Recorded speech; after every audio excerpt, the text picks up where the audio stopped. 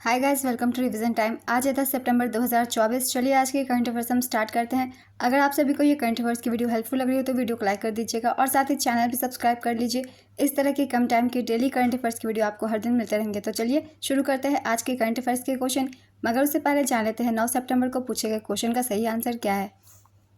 किस राज्य की विधानसभा में शून्यकाल की परंपरा शुरू हुई है? Option A Arunachal Pradesh, option B Uttar Pradesh, option C Himachal Pradesh, option D Madhya Pradesh. इसका सही आंसर है ऑप्शन सी हिमाचल प्रदेश। चलिए अब आज के करंट अफेयर्स हम स्टार्ट करते हैं। क्वेश्चन नंबर 1, सितंबर 2024 में किस देश ने भारत से पर्यटन को बढ़ावा देने के लिए विश्वसनीय टूर ऑपरेटर योजनाओं की घोषणा की? इसका आंसर है दक्षिण अफ्रीका। दक्षिण अफ्रीका ने भारत से पर्यटन को बढ़ावा देने के लिए नई योजना की घोषणा की। योजना का नाम ट्रस्टेड टूर ऑपरेटर्स स्कीम।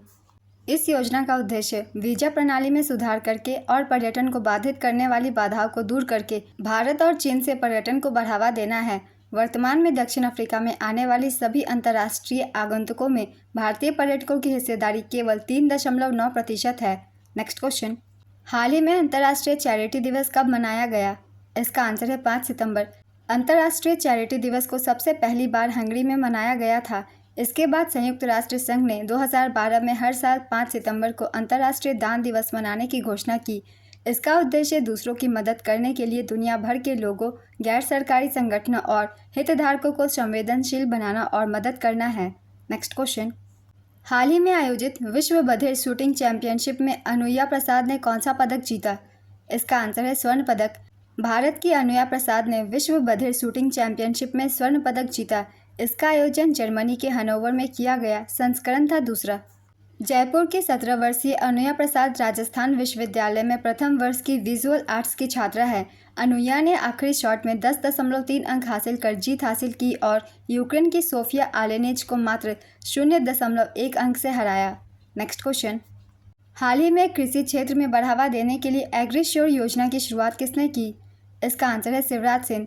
कृषि क्षेत्र को बढ़ावा देने के लिए एक महत्वपूर्ण कदम उठाते हुए केंद्रीय कृषि मंत्री शिवराज सिंह चौहान ने एग्रीश्योर योजना की शुरुआत की। कृषि और ग्रामीण स्टार्टअप इकोसिस्टम को बढ़ावा देने के उद्देश्य से शुरू की गई यह योजना भारत में कृषि क्षेत्र में सुधार लाने की दिशा में एक अग्रणी कदम माना जा रहा है। नेक्स्ट क्वेश्चन, हाल ही में मिली जानकारी के अनुसार ईपीएस पेंशन भोगियों को कब से भारत में कहीं भी किसी भी बैंक में किसी भी शाखा से पेंशन मिलेगी? इसका आंसर है 1 जनवरी 2025। ईपीएस पेंशन भोगियों को भारत में कहीं भी किसी भी बैंक किसी भी शाखा से पेंशन मिलेगी। इसकी शुरुआत 1 जनवरी 2025 से होगी। कर्मचारी पेंशन योजना 1995 के लिए केंद्रीकृत पेंशन भुगतान प्रणाली के प्रस्ताव को केंद्रीय श्रम एवं रोजगार मंत्री तथा केंद्रीय न्यासी बोर्ड ईपीएफ के अध्यक्ष डॉक्टर मनसुख मांडविया ने मंजूरी दे दी है। केंद्रीकृत पेंशन भुगतान प्रणाली से ईपीएफओ के 78 लाख से अधिक ईपीएस पेंशन भोगियों को लाभ की उम्मीद है। नेक्स्ट क्वेश्चन, हाल ही में राष्ट्रपति द्रौपदी मुर्मू ने किस केंद्र शासित प्रदेश के उपराज्यपाल को वहां पर बोर्ड गठित करने और सदस्यों की नियुक्ति करने की शक्तियां दी है? इसका आंसर है दिल्ली। राष्ट्रपति द्रौपदी मुर्मू ने उपराज्यपाल विनय कुमार सक्सेना को संसद द्वारा पारित किसी भी कानून के तहत दिल्ली सरकार पर लागू किसी भी प्राधिकरण, बोर्ड, आयोग या वैधानिक निकाय का गठन करने की शक्तियां दी है।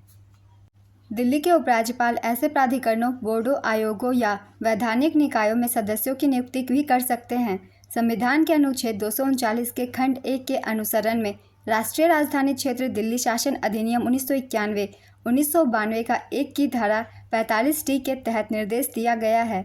Next question, IIRF 2024 engineering ranking में सरकारी कॉलेजों की सूची में कौन सा कॉलेज शीर्ष पर है? इसका आंसर है IIT बॉम्बे। भारतीय रैंकिंग फ्रेमवर्क संस्थान 2024 शीर्ष 3 सरकारी college IIT Bombay, IIT Madras और IIT दिल्ली। शीर्ष 3 निजी कॉलेज के नाम हैं bits Pilani Thapar institute, IIT Hyderabad. NIRF ranking 2024 में IIT मद्रास भारत की सर्वश्रेष्ठ यूनिवर्सिटी बनी थी। नेक्स्ट क्वेश्चन, प्रधानमंत्री मोदी के सिंगापुर दौरे में भारत ने सिंगापुर के साथ किस क्षेत्र में समझौता ज्ञापन पर हस्ताक्षर किया? इसका आंसर है सेमीकंडक्टर क्षेत्र में। सेमीकंडक्टर के क्षेत्र में भारत और सिंगापुर के बीच समझौता ज्ञापन पर हस्ताक्षर हुए। भारत और सिंगापुर ने सेमीकंडक्टर परिवेश तंत्र के क्षेत्र में साझेदारी तथा सहयोग के लिए एक समझौता ज्ञापन का आदान प्रदान किया है।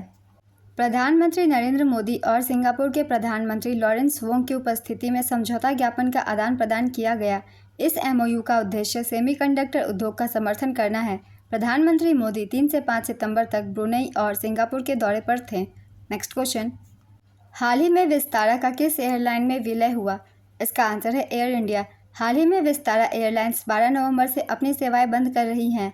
11 नवंबर को इस एयरलाइंस के हवाई जहाज आखिरी बार आसमान में उड़ान भरेंगे। विस्तारा एयरलाइंस का मर्जर एयर इंडिया के साथ होने जा रहा है। विस्तारा एयरलाइंस के जहाज 12 नवंबर से एयर इंडिया का हिस्सा हो जाएंगे। विस्तारा की स्थापना 5 नवंबर 2023 को हुई थी। इसका मुख्यालय गुरुग्राम में है। एयर इंडिया की स्थापना 1932 में हुई थी। इसका मुख्यालय नई दिल्ली में है। नेक्स्ट क्वेश्चन, हाल ही में नोटरी पोर्टल किसने लॉन्च किया? इसका आंसर है अर्जुन राम मेघवाल। केंद्रीय विधि एवं न्याय मंत्री अर्जुन राम मेघवाल ने नई दिल्ली में नया नोटरी पोर्टल लॉन्च किया। नोटरी पोर्टल के लॉन्च को कागज रहित, फेसलेस और कुशल प्रणाली प्रदान करने की दिशा में एक महत्वपूर्ण कदम बताया गया, जो डिजिटल इंडिया के लक्ष्य की दिशा में एक कदम है। नेक्स्ट क्वेश्चन, हाल ही में राष्ट्रपति द्रौपदी मुर्मू ने किस राज्य में विश्व शांति बुद्ध विहार का उद्घाटन किया? इसका आंसर है महाराष्ट्र। उदगीर लातूर जिले महाराष्ट्र में राष्ट्रपति द्रौपदी मुर्मू ने बुद्ध विहार का उद्घाटन किया। राष्ट्रपति ने विहार के अंदर गौतम बुद्ध की एक प्रतिमा भी स्थापित की। उदगीर में बुद्ध विहार कर्नाटक के कुलबर्गी में बुद्ध विहार की प्रतिकृति है। यह 15 हेक्टेयर की जगह पर स्थित है। इसमें एक ध्यान केंद्र है। ध्यान केंद्र में 1200 अनुयायी रह सकते हैं। नेक्स्ट क्वेश्चन, हाल ही में किस राज्य के वोखा जिला प्रशासन द्वारा बनाए गए वोखा साथी ने ई-गवर्नेंस योजना के लिए स्वर्ण पुरस्कार जीता? इसका आंसर है नागालैंड। वोखा साथी को ई-गवर्नेंस योजना के लिए स्वर्ण पुरस्कार मिला। नागालैंड के वोखा जिला प्रशासन द्वारा बनाए गए वोखा साथी व्हाट्सएप चैटबॉट ने ई-गवर्नेंस 2023-24 के लिए राष्ट्रीय पुरस्कारों में स्वर्ण पुरस्कार जीता। चैटबॉट 40 से अधिक सेवाओं को एक ही मंच पर एकीकृत करता है, जिससे नागरिकों की पहुंच बढ़ती है। यह नागालैंड की पहल के लिए पहला स्वर्ण पुरस्कार है, जिसे मुंबई में ई-गवर्नेंस पर 27वें राष्ट्रीय सम्मेलन में मान्यता मिली। नेक्स्ट क्वेश्चन, वर्ष 2024 के मुख्य विज्ञान सलाहकार गोलमेज सम्मेलन का आयोजन हाल ही में कहां पर किया गया? इसका आंसर है पेरिस, फ्रांस। यूनेस्को के मुख्यालय में मुख्य विज्ञान सलाहकारों की गोलमेज बैठक 2024 में हुई। भारत के प्रधान वैज्ञानिक सलाहकार कार्यालय और यूनेस्को के प्राकृतिक विज्ञान क्षेत्र द्वारा सह आयोजित यह कार्यक्रम खुले विज्ञान और ज्ञान अंतराल को पाटने पर केंद्रित होगा। 28 देशों और 6 अंतर्राष्ट्रीय संगठनों के प्रतिनिधि मंडल इसमें भाग लेंगे, जिसकी सह अध्यक्षता प्रोफेसर अजय कुमार सूद और डॉक्टर लीडिया ब्रिटो करेंगे। यूनेस्को की स्थापना 1945 में हुई थी। इसका मुख्यालय जिनेवा में है और अध्यक्ष आंद्रे अजोले हैं। नेक्स्ट क्वेश्चन, सितंबर 2024 में केंद्र सरकार ने किस राज्य के अंतिम 2 प्रमुख विद्रोही समूहों के साथ शांति समझौते पर हस्ताक्षर किया? इसका आंसर है त्रिपुरा। त्रिपुरा के 2 अलगाववादी संगठनों ने गृह मंत्रालय और त्रिपुरा सरकार के साथ समझौते किए। ये 2 अलगाववादी संगठन हैं national liberation front of Tripura और ऑल त्रिपुरा टाइगर फोर्स।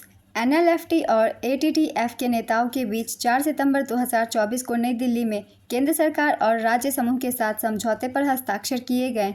समझौता ज्ञापन के तहत दोनों विद्रोही समूहों ने स्वतंत्र त्रिपुरा राज्य की अपनी मांग छोड़ दी है और राष्ट्रीय मुख्य धारा में शामिल होने पर सहमति व्यक्त की है।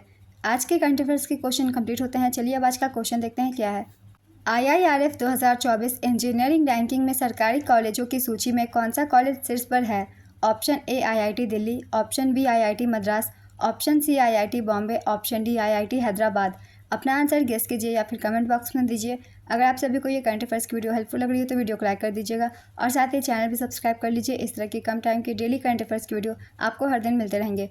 फिर मिलते हैं अगली वीडियो के साथ। आप सभी को थैंक यू।